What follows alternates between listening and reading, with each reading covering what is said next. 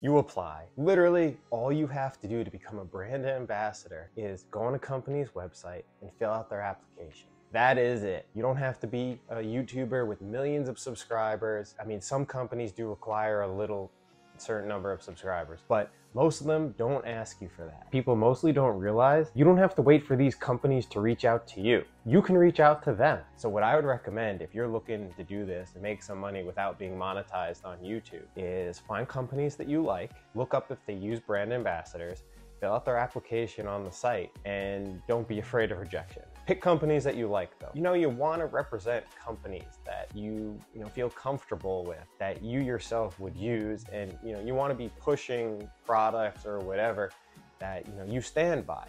Now, I applied to 30 something companies, and you have to not be afraid of rejection to do this, because I got rejected by almost all of them. Not sure why. Some of them wanted TikToks, some of them wanted Instagram pages. I primarily use YouTube, so maybe that was one of the reasons. Maybe because I only had like 600 subscribers when I started applying. It was kind of an experiment, and you know what? I got 4 companies. Now, one of them is Allbirds shoes. They're like an eco-friendly shoe company. They offset their carbon emissions and they use a lot of sustainable products. That's pretty cool.